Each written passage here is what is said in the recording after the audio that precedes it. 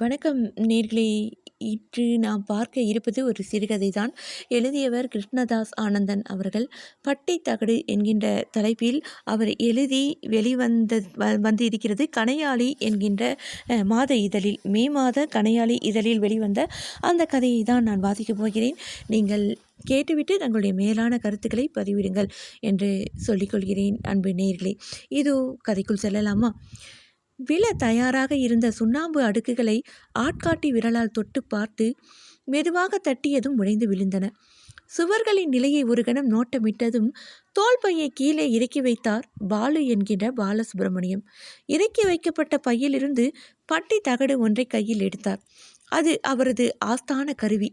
பார்ப்பதற்கு நிரம்ப பழையது போல் ஆங்காங்கே துருப்பேறி இருந்தாலும் பாலு நெடுநாட்களாக பாதுகாத்து வரும் சொத்து அந்த தகடு. வாயை பிளந்து கொண்டிருந்த பையிலிருந்து மீண்டும் ஒரு பட்டி தகடை கையில் எடுத்தார். இது புதியது. மாற்று உடைகளை அணிந்து கொண்டு நின்றவர் சுவர்களில் சுரண்டுவதற்கு முன் வீட்டுக்காரரிடமிருந்து செய்தித்தாள்களை பெற்றுக்கொண்டு சுவர்களின் கீழே தரையின் ஓரங்களில் மொத்தமாய் விரித்தார். பிறகு தோள்பட்டையில் இருந்த துண்டை எடுத்து கண்களும் வாயும் தெரியும் அளவிற்கு சுற்றி முக்காடு போட்டுக்கொண்டார். ஏற்கனவே உள்வாங்கியிருந்த கண்கள் மேலும் உள்வாங்கின.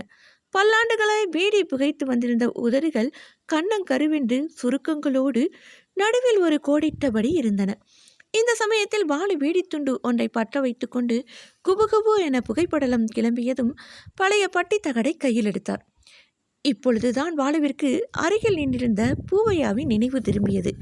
என்ன பெருசு, நல்லா ஊதி தள்ளுறியே, எலசுக்கு நம்மளை பற்றி தெரியாதா என்ன? நல்லா கேட்டப்போ. அதான் தெரியுமே பெருசு, ஊது ஊது. சரி, அதை விடு. மேஸ்திரி ஏதாச்சும் சொன்னாப்லையா? மேஸ்திரி என்ன சொல்லணும்? நாம் சுவரை நல்லா சுரண்டிட்டு சுண்ணாம்படிச்சா போதாது. அது இல்லைப்பா, கூலி கொஞ்சம் சேர்த்து கேட்டிருந்தமே, அதை பற்றி சொன்னாப்லையான்னு கேட்டேன். அந்த ஆள் என்னத்தை கொடுக்க போகிறான்? செஞ்ச வேலைக்கே கூலியை இழுத்து இழுத்து கொடுக்குறான். இதில் கூட்டி வேற கொடுக்க போகிறானா? பேசாமல் தகடை எடுத்து சுரண்டு பெருசு. இத்தனை வருஷமாக சுரண்டி சுரண்டி என்னத்தை கண்டேன்.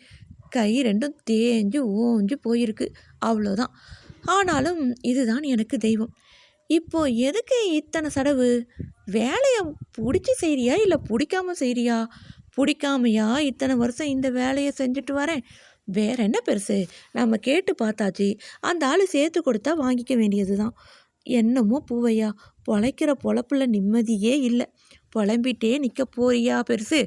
புலம்புறதும் அப்புறம் சந்தோஷமாக பேசுகிறதும் மனச பயலோட குணம் தானே எலசு. முடிச்சிட்டு இருந்த நூலின் அருகே தீக்கங்கு நெருங்கி வந்ததும் பீடி துண்டை தூக்கி எறிந்தார் பாலு. ஆளுக்கு ஒரு சுவரை பிடித்து கொண்டு சுரண்ட தொடங்கினர். பூவையாவின் சுரண்டல் நன்கு வேகம் எடுத்து நகர்ந்தது. எதிரில் பாலு பழைய பட்டி தகடால் 2-3 முறை சம்பிரதாய துணியில் சுவரை சுரண்டிவிட்டு அந்த தகடை சட்டை பைக்குள் வைத்தார். இது உணர்வு ரீதியான அவரது தினசரி வழக்கம். பிறகு புதிய தகடை கையில் பிடித்து சுரண்ட தொடங்கினார். ஓடி ஓடி உழைக்கணும், ஓஹோ ஊருக்கெல்லாம் கொடுக்கணும். முதல்ல மேஸ்திரி நமக்கு கொடுத்தாதான் பெருசு. கண்கள் கிட்டத்தட்ட மூடிய நிலையில் சிரித்தார் பாலு. இருவரும் தத்தமது பட்டி தகடுகளை கொண்டு சுவரை சுரண்டி கொண்டிருந்தார்கள். இதற்கிடையில் தேநீரும் பலகாரமும் வந்து சேர்ந்தன. கன்னிமைகளில் சுண்ணாம்பு பொடிகள் ஒட்டி கொண்டிருக்க தலையிலும் கழுத்திலுமாக பொடிகள் வேர்வையில் ஊறி அரைத்து கொண்டிருந்தன. சட்டை பைக்குள் சேகரமான பொடி துகள்களை வெளியே உதறிவிட்டு தேநீர் கோப்பையை கையில் எடுத்தார் பாலு.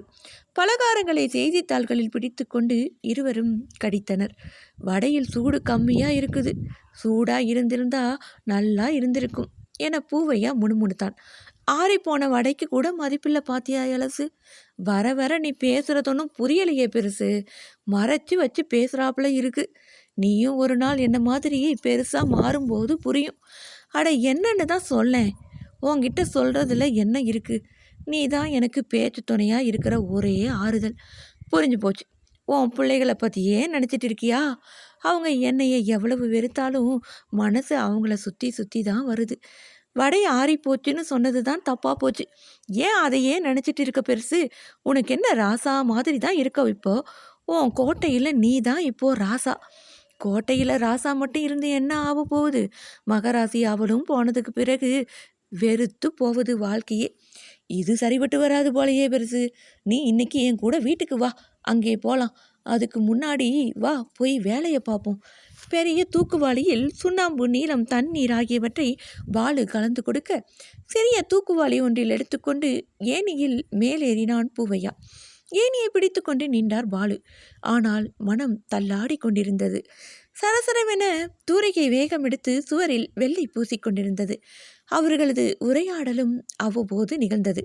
மதிய உணவு வேளையில் மேஸ்திரி வருகை தந்து மேற்பார்வை பார்த்துவிட்டு மாலை திரும்ப வருவதாக சொல்லிவிட்டு புறப்பட்டார். வரும்போது தொகையை சேர்த்து கொடுத்தா நல்லா இருக்கும் மேஸ்திரி. பார்ப்போம், சீக்கிரமா வேலையை முடிச்சு வைங்க. தயக்கத்துடன் கொஞ்சம் அட்வான்ஸும் கொடுத்தீங்கன்னா ஆஸ்பத்திரிக்கும் போயிட்டு வந்துடுவேன். அது சமயம் பூவையா திரும்பி பாலுவை பார்த்தான். உடம்புக்கு என்னாச்சு பெருசு? மேஸ்திரி வினவ, அப்பப்போ லேசாக நெஞ்சு வலிக்கிறாப்புல இருக்கு. சரி பணம் சேர்த்து தரேன், பார்த்து வேலையை முடிச்சு விடுங்க. ஆகட்டும் மேஸ்திரி. பேச்சில் உசார் வந்தது. சுவரெல்லாம் வெள்ளை பூசி மாலையாகும் வேளையில் பளிச்சென்று இருந்தது. பாலுவும் பூவையாவும் கை கால்களை கழுவி மாற்று துணிகளை உடுத்தி கொண்டார்கள். அவசரமாக வந்த மேஸ்திரி இருசக்கர வாகனத்தில் இருந்து கீழ் இறங்காமல் அமர்ந்தபடியே அவர்களை ஏற்றிக்கொண்டு கிளம்பினார்.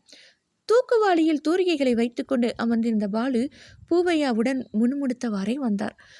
அவர்களை இறக்க வேண்டிய இடத்தில் விட்டுவிட்டு அன்றைய கூலியையும் பிறகு பெரியவர் கேட்ட அட்வான்ஸ் தொகையும் கொடுத்துவிட்டு கிளம்பினார் மேஸ்திரி. என்ன பெருசு, கேட்ட பணத்தை கொடுத்துட்டாப்புல போல. பின்ன அந்த மனுஷனுக்கும் ஈவு இறக்கம் இருக்கும்ல. ஓஹோ, மேஸ்திரி மேலே பாசம் வந்துருச்சு போல. அவர் என்னதான் நம்மளை திட்டுனாலும் பிடிச்சாலும் உடம்பு சரியில்லைன்னு சொன்னதும் காசு கொடுத்துட்றாருல, அந்த மனசுக்காச்சும் கொஞ்சோண்டு பாசத்தை காட்டலாம். ஆனாலும் கூலி கம்மியாக தான் கொடுத்துருக்கான் மனுஷன். வாழ்க்கைன்னா அப்படி தான், கூட குறைய தான் இருக்கும். பெருசு, நான் என்ன பேசிக்கிட்டு இருக்கேன், நீ என்ன சொல்லிக்கிட்டு இருக்க? தனக்குள் ஏதோ ஒரு தடுமாற்றம் வந்ததை அப்பொழுது தான் உணர்ந்தார் பாலு. இல்லை அது ஒன்றும் இல்லை, நான் சும்மா சொன்னேன்.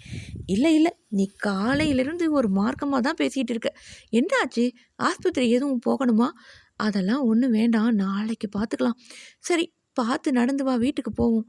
பூவையாவின் வீட்டிற்கு சென்றதும் பாலுவை கயிற்றுக்கட்டலில் அமரச் சொல்லி தனது பிள்ளைகளிடம் தாத்தா என அறிமுகப்படுத்தி வைத்தான் பூவையா.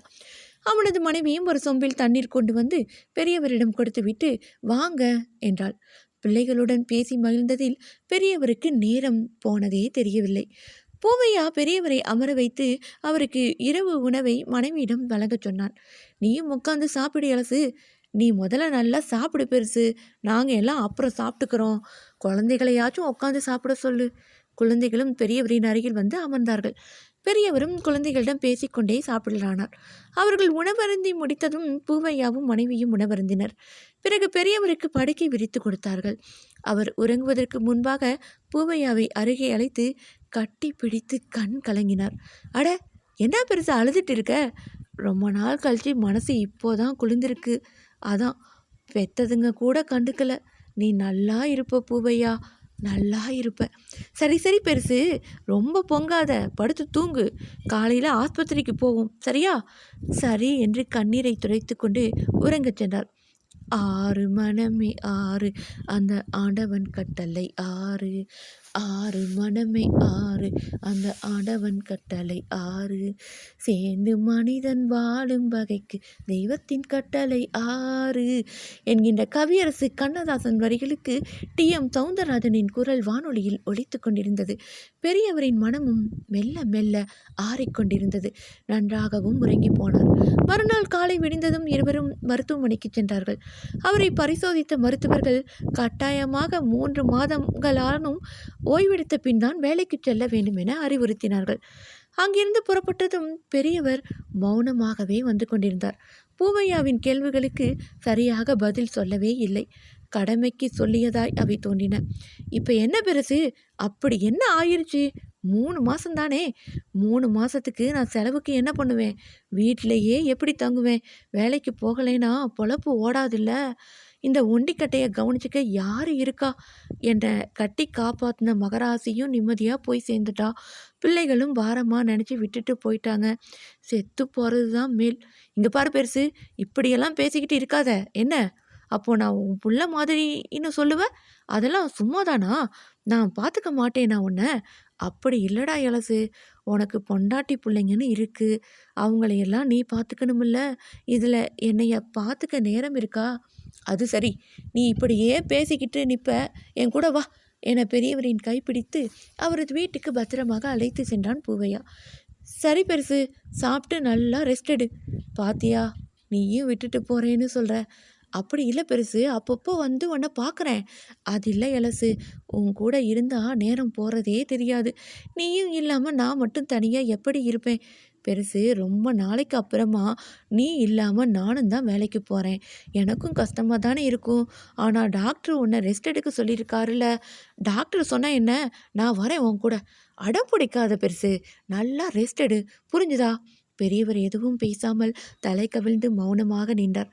பூவையா அவரிடம் மெல்ல நகர்ந்து சென்று தன் சட்டை பையில் இருந்த பட்டி தகடை அவரது சட்டை பைக்குள் வைத்தான். அவரது பட்டி தகடை எடுத்து தனது சட்டை பைக்குள் வைத்தான். இப்போ நான் உன் கூட இருக்கேன், நீயே என் கூட இருக்க என அவரது தோலை பிடித்து சொன்னான். அது சமயம் பூவையாவை கட்டி அணைத்து கொண்ட பெரியவர் அவனது கன்னத்தில் ஆசை முத்தம் வைத்தார். கன்னத்தில் எச்சில் பண்ணாத பெருசு என கிண்டல் அடித்தான் பூவையா. உன் கன்னம் சுவரு மாதிரி சொர சொரன்னு இருக்கு என சட்டை பைக்குள் இருந்த பட்டி தகடை சுரண்டுவது போல பாவனையுடன் கையில் எடுத்தார் பெரியவர். அவரிடம் அகப்படாமல் இருக்க ஓட்டம் எடுத்தான் பூவையா. என்ற நேர்களே, இந்த சிறுகதை பிடித்திருந்ததா? உங்களுடைய அருமையான கருத்துக்களை பதிவிடுங்கள். இந்த சிறுகதைக்கு சொந்தக்காரர் கிருஷ்ணதாஸ் ஆனந்தன் அவர்கள். இது கணையாளி இதழில் வெளிவந்த கதை நேர்களே. மீண்டும் இதே போல ஒரு அருமையான பதிவில் சந்திக்கலாம். அதுவரை உங்களிடமிருந்து விடைபெறுவது நான் உங்கள் அன்பு அறிவிப்பாளர் சகோதரி இளைவேணி கிருஷ்ணா. வணக்கம் அன்பு நேய சொந்தங்களே. நன்றி நேர்களே.